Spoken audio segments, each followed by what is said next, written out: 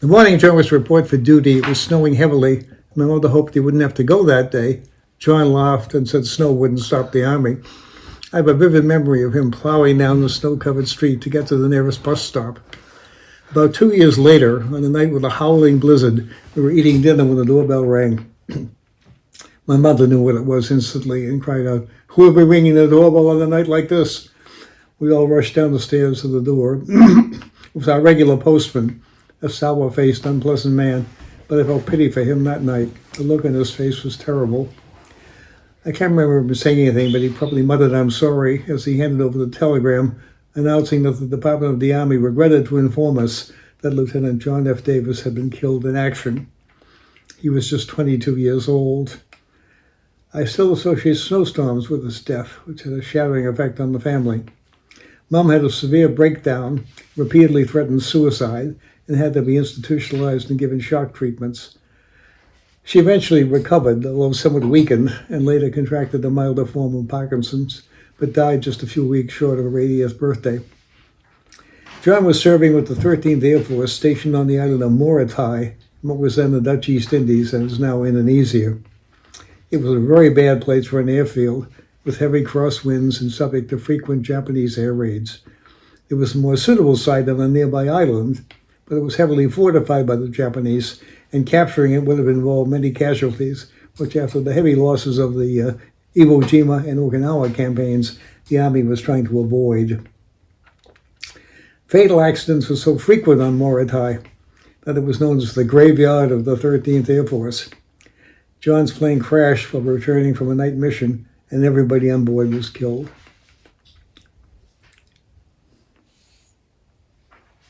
But John was buried in a national cemetery on Long Island. Apparently it was felt that my mother would be constantly visiting the grave, which would prolong her grief. This was probably the advice of a priest, and in retrospect it was bad advice. It would more likely have helped with the grieving process had she been able to visit the grave, and it would probably have helped me too. I was at the burial, but couldn't bring myself to go back to the cemetery until a few years ago. So painful was the memory. I particularly remember my father looking at the coffin and sobbing, "Is that my son in there?" I couldn't accept his death and kept thinking of things I wanted to ask him and things I wanted to tell him. Whenever I thought of it, it would almost bring me to tears. Finally, I sat down and wrote him a letter explaining that I still missed him, but it was time to move on. It worked. I still remember him, but no longer mourn. No new military burials are now allowed at the Long Island Cemetery, except for family members of those now there, and few visitors come anymore. The headstones are made of white limestone, which, unlike marble or granite, it's relatively soft and weathers over time. The headstones in my brother's section, where the World War II graves are located, are now getting hard to read.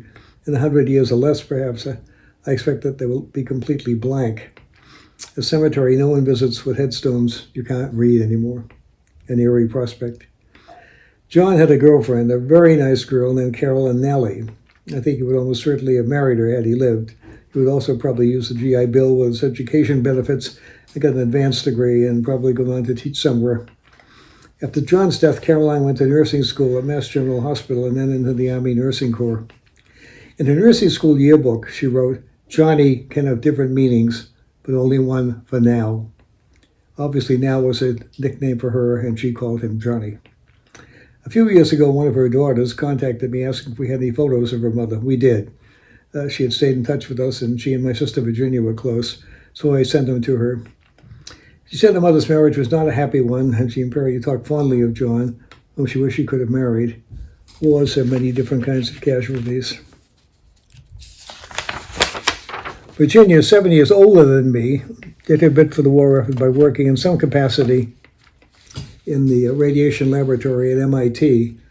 Later in life, after she married Francis Chason and had 3 children, my late nephew Francis Chason Jr. and nieces Elaine and Brenda Chason, Virginia died from a brain tumor.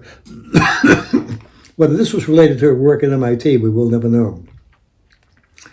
My father had been advised to try to get my mother into quiet, healthy environments with no association with John. She was a townie to the core, however, and country life frightened rather than soothed her. One time, Dad rented an old farmhouse in Maine at the base of a bare mountain. There probably had been a bear on the mountain for many years, but Mom kept hearing bears trying to get into the house, got hysterical, and we had to leave after a couple of days. One place we went back to a number of times, along with several of Dad's Veterans Post friends, was Jordan's Camps on the shore of Lake Lovewell Pond in Fryeburg, Maine. The owner, Jack Jordan, was a Baptist minister who rented the camps to fellow ministers from the Bangor Theological Seminary in July and August. We went the first week in June, which was cheapest, but it meant we were going into cottages with that heat all through a long Maine winter and were very cold and clammy.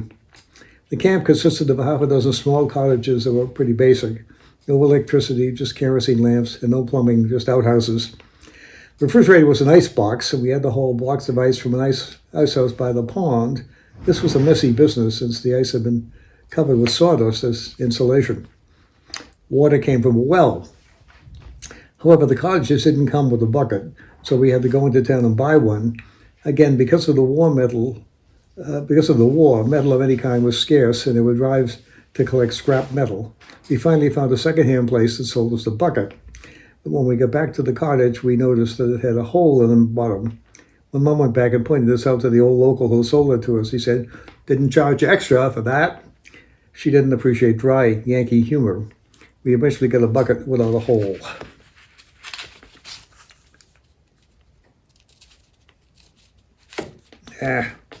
Come on. Okay. One of the advantages of being in the country then was that although it was technically illegal, you could buy food directly from farmers cheaply and without rationing coupons. I remember going on several such buying trips with Dad and his buddies, which usually involved spending time convincing suspicious locals that these guys from the city weren't federal agents enforcing rationing rules, but just looking for cheap and coupon-free food. The pond was named for Captain John Lovewell, who in 1725, during the French and Indian Wars, was killed along with 19 others during a day-long battle with local Indians. Lovewell and his men sheltered behind a cluster of boulders that went into the pond, now an historic site marked with a plaque.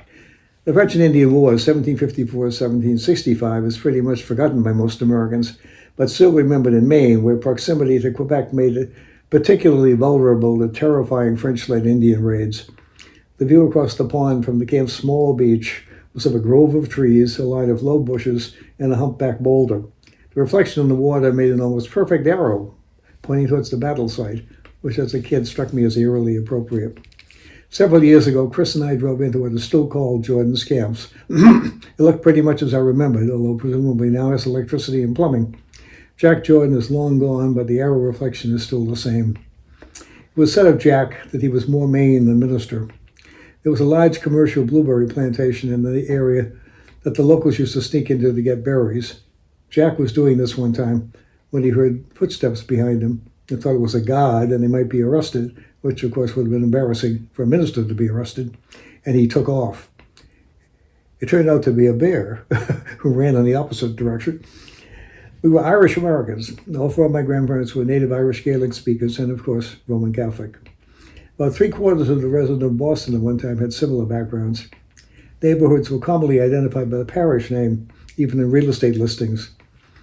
Our parish, St. Brendan, was named for the 6th century Irish monk, famous for the account he wrote of his voyage in the Lord boat that took him from Ireland to perhaps as far as Newfoundland. And the parish was typically conservative, and the views of the priests, often not very bright or seemingly well-educated, couldn't be questioned. Intellectual curiosity was not encouraged, and John was unusual. One of the worst of the pedophile priests who were the subject of the movie Spotlight, Father John Gagan, who may have molested more than 100 children and young adults, was assigned to the parish at one time, probably because St. Brendan parishioners could be trusted not to embarrass the church by reporting him to the police, as he should have been. Chances are other pedophiles were also sent there. Like many children of immigrants, my mother was determined to be as assimilated as possible and was particularly embarrassed by people with Irish accents and pronunciation. "Isn't that awful?" she would say. But she didn't consider Irish people to be really foreigners, unlike Italians or Jews. My father, on the other hand, loved Irish dancing and could do a mean jig, much to my mother's embarrassment. He also liked to go to Suffolk Downs, the rather seedy local racetrack, and to listen to a radio station that featured nothing but Irish music and race results. That was Boston then. He took me to the track several times, his idea of quality time with the son, which I found boring, and I think installed in me a permanent distaste for gambling. But I like some of the Irish music on the radio, particularly the haunting songs sung a cappella in Gaelic. Dad was oddly withdrawn from family life. He used to take trash down to the basement right after dinner, stay there for long periods of time, doing what we never knew. I think maybe he just was able to avoid mixing with the family. But he also collected old shoestring, and I created a very large ball with it. There was something about this that really disturbed me. It seemed so meaningless and petty. I suppose as an act of filial respect, I might have continued with the project and collected even more shoelace to produce a Guinness World Book of Records shoelace ball in his memory. Actually, after his death of a heart attack at the age of 65, when I came home from Germany, while I was stationed in the Army, one of the first things I did was throw the damn thing out. Both my parents knew hardship growing up. My paternal grandfather, Michael Davis, was from Galway in the west of Ireland, who emigrated to Boston in 1888, joining his brother James, who had been there for several years. He married James' wife's sister, whose maiden name was Connolly, and was probably also from Galway, where the name is very common. Michael died in a terrible accident. He was crushed by a freight elevator while working with his brother James in a building in downtown Boston. He was only 34 and left 3 children and a pregnant wife. James may have strained his heart trying to lift the elevator off his brother, and a few years later in his early 40s, also leaving children. The two sisters moved in together, and somehow, probably by doing sewing, taking in washing, renting beds to lodgers, probably newly arrived immigrants, and with help from friends and family, managed to bring up their children. I imagine there are immigrant families in Boston today with similar stories and equally heroic women. There was an Irish custom at the time about the naming of children. The first boy was named after his paternal grandfather, the first girl after her maternal grandmother, and so forth. But since the two brothers had married 2 sisters, the children all had common grandparents, and so there were duplicate names. My father was baptized Martin, but since there was an older boy with the same name, he was always called Matt. My mother's maiden name was McMahon, and her family came from County Clare, also in the west of Ireland, where literally almost half the population was, and still is, surnamed McMahon, and that was also her mother's maiden name. Some years ago, I was meeting someone from the Irish Tourist Board at Shannon Airport, and he looked at me curiously and said I was expecting an American journalist. But I am an American journalist, I said. You're from here, he insisted. My maternal grandparents were from the town of Newmarket-on-Fergus, where Shannon Airport is located, and my paternal ones from nearby East Galway. I was apparently also a dead ringer for a solicitor, that is a lawyer, in a nearby town. Several times on that trip, people asked me how long I had been in the States. I was assuming that I was what they called a return Yank, someone who had gone to America as a young man and lost his Irish accent, but still looked like someone from there.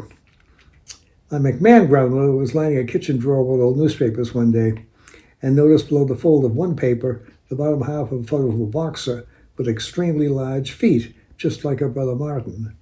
She thought. He was boxing under the name of Barney Blake, the Limerick Giant, and he was supposedly around 7 feet tall. Blake was their mother's maiden name, and Limerick, the nearest town of any size to the village that they were from. She wrote to the combination gym and bar in New York, where Barney worked as a bartender and bouncer when he wasn't in the ring.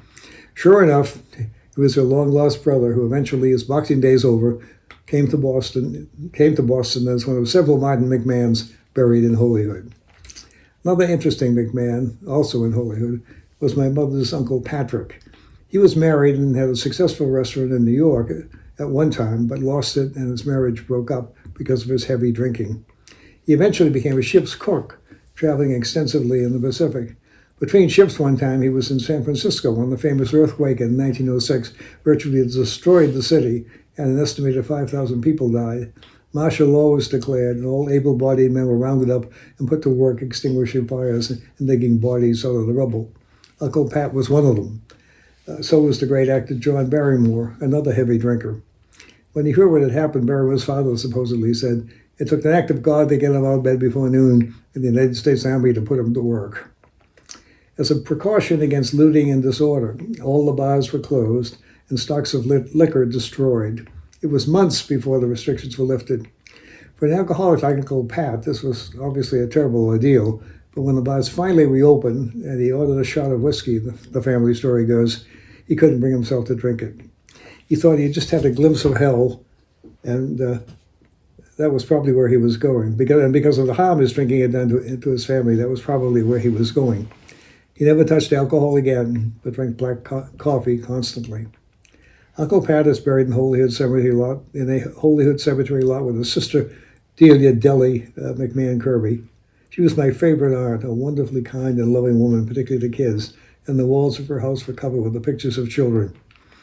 One time, Bob and I were visiting our parents' grave in Holyhood and brought young Liam with us. When we weren't looking, he slipped away and was playing hide and seek among the headstones the way kids do. We finally found him hiding behind that Deli stone. We should have looked there first. My mother was an assimilationist and looked down at immigrants who talked funny, even Irish ones, which must have included a lot of her relatives. My father, on the other hand, loved Irish dancing and could dance a mean jig, much to my mother's embarrassment when he did it when we had company, as he loved to do. One old Irish custom that has survived in our neighborhood was the Mary candle. This was a tall white candle that was lit and placed in the window on Christmas Eve to symbolically guide the Holy Family to Bethlehem. As a boy, I thought this was a beautiful and moving practice. We all gathered around and solemnly lit the candle before going to bed. In the morning, it was just as tall as when we lit it, which I thought was part of the Christmas miracle. I found out later that my mother was afraid of fire, and when the kids were asleep, she blew the candle out and relit it in the morning before we got up. The practice in our neighborhood was that the butcher, where you bought the Christmas turkey, included a Mary candle with it as a present. This stopped during the war. Apparently, the materials used to make candles were needed for the war effort. And sadly, the custom was not revived after the war ended. It's hard to imagine now how relatively homogeneous Boston was then.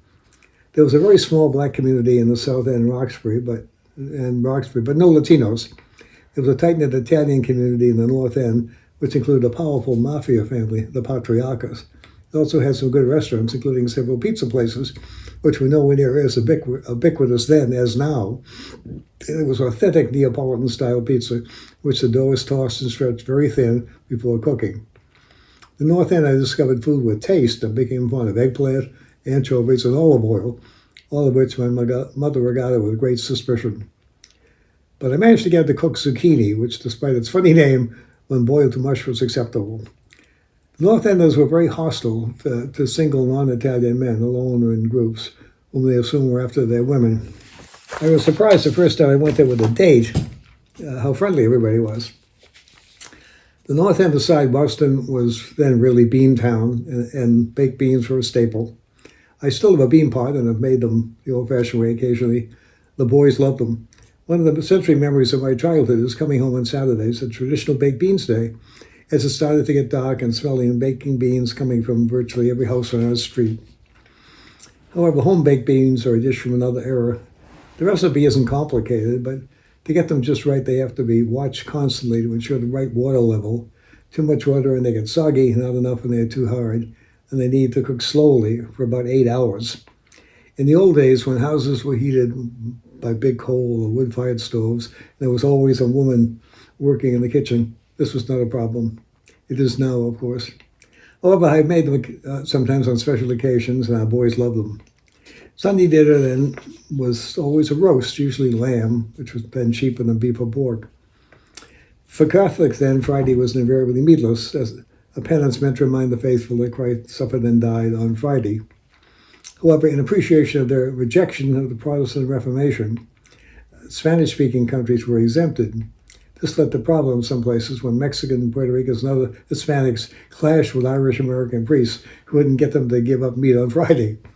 Many joined Pentecostal churches, which let them eat whatever they wanted and had much livelier music. One time, a friend of mine who had just got married came to Boston with his bride. They took them out to lunch at a good restaurant. We tried to order a bottle of wine, but it was Good Friday, and it was against the law to serve alcohol from noon until 3 p.m., the hours tradition had that Christ was on the cross. That's how Catholic Boston was then. The war years were a strange time to be a kid, particularly a boy. Many, in some cases, most of the male public school teachers had gone into the service, so there were virtually no after-school activities.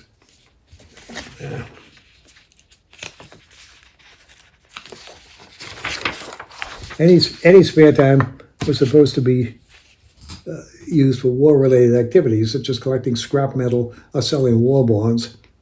The uncle of one of my friends, a World War I veteran with a basement workshop, made wooden rifles and paper 4.5 caps, used to drill some of his kids on weekends in the parking lot of the neighborhood supermarket. We assumed that the war would go on forever, and eventually we would be part of it.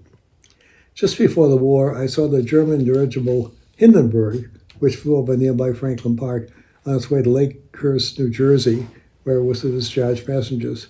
The best and safest gas for balloons was helium, but it was found only in the U.S., and we didn't allow foreign governments to have any. Somehow, when the Hindenburg was tying up in Lakehurst, it struck something that made a spark, and the balloon caught fire. A number of people were killed, and many others injured. One of the Allied disasters of the war was the Battle of Arnhem in 1944, an attempt to catch the Germans off guard by dropping paratroopers to hold a key position, a bridge, while ground troops advanced to relieve them. It didn't work. Many of the paratroopers, as well as their supplies and equipment, were dropped in the wrong place, and the relief force was unable to break through. Most of the paratroopers were killed or captured, but the papers were full of it, and being a paratrooper seemed, at least to adolescent boys, one of the greatest jobs in the world, possibly more fun than being a pilot. One day, some of us were trying to reenact the battle by jumping off a high wall with umbrellas. Everyone else did it without incident, but when it was my turn, a sudden gust of wind slammed me face first against the wall, snapping off part of 3 front teeth, exposing the nerves. Because I wasn't fully grown, the broken teeth weren't pulled, but to protect the exposed roots, the tips were covered with some black stuff that looked like hell, and stayed that way for several years till they had matured enough to be fitted with a permanent bridge. I seem to be particularly accident-prone. A couple of times while testing the thickness on the ice of a near point in Ponce River, I don't know why, I fell and also managed to fall into the cell hole of an unfinished house, injuring myself. I also had a foot problem. My feet were flat, but extremely narrow, size EEE, the narrowest shoe size. The only shoes that could be found to fit me were old guy-style shiny patent leather wingtips that came in a strange orange color. The other kid said I looked like I was walking on hot dogs. When I went into the Army, I wore the issued boots and shoes and had no problem. My first 3 years of school were uneventful, except that I saw someone die, school doctor. He was a heavy, white-haired, reddish, almost purple-faced man, probably an alcoholic, got the job through political connections. Boston was like that then. He would visit the school periodically to check on our health. This consisted of his sitting in a chair in the middle of a classroom while we slowly walked in single file around him.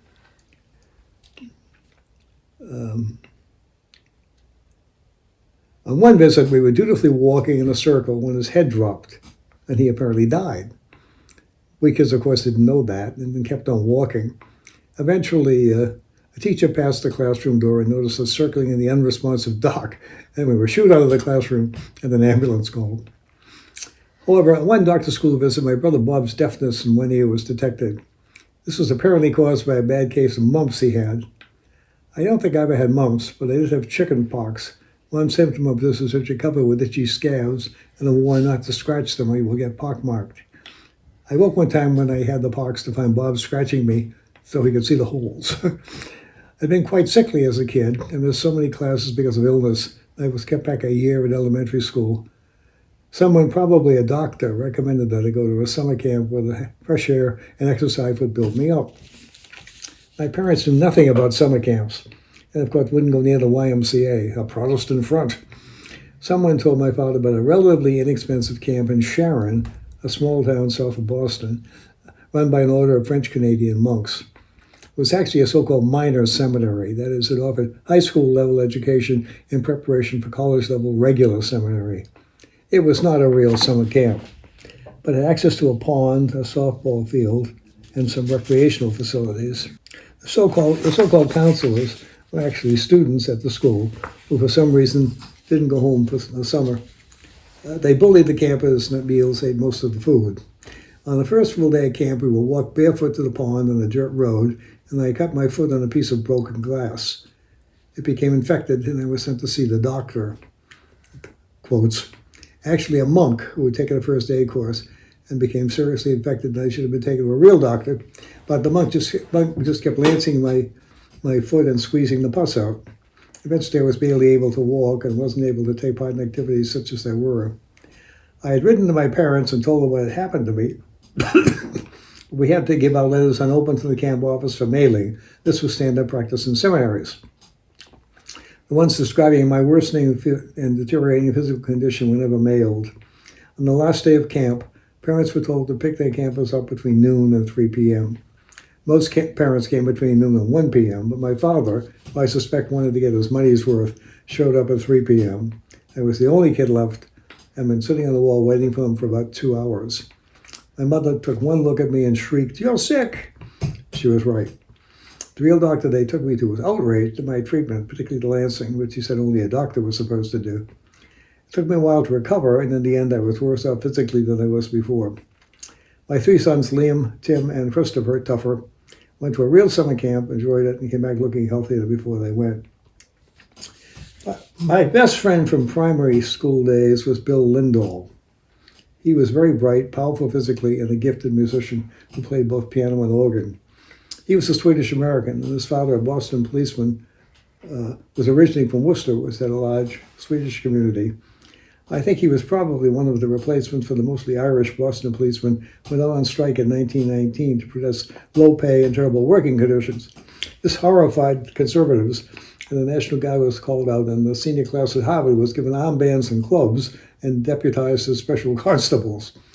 The strike was broken, and for many years the Boston Police Commissioner was appointed by the governor, then usually a Yankee Republican, and not the mayor, invariably an Irish-American Democrat.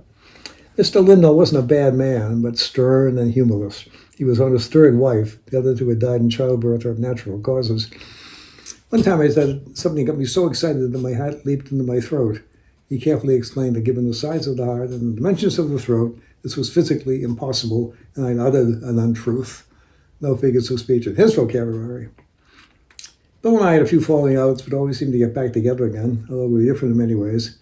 Besides being a good student, he was a talented musician, played both the piano and the organ, also good with his hands, which are large and strong, and worked part-time as a carpenter and electrician's assistant.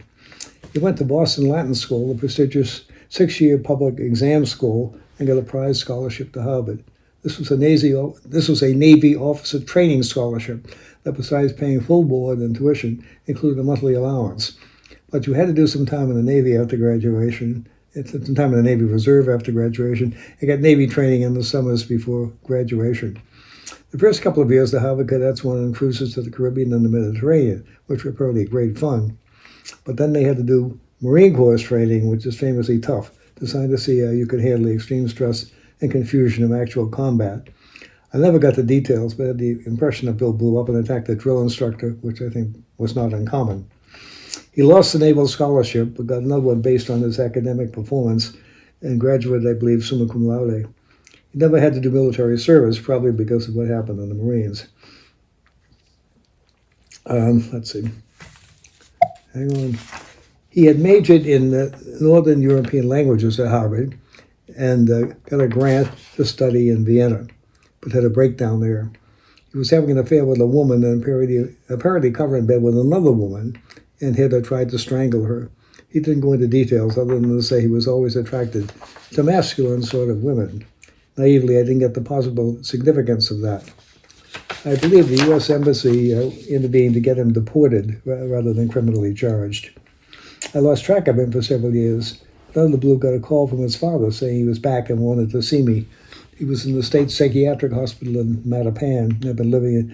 He had been living in Texas, teaching at a private school, and had married and had a daughter. Something very serious happened there. He probably struck her or seriously threatened his wife, and he had to leave the state. He never told me what happened, but said he would be arrested if he ever went back to Texas.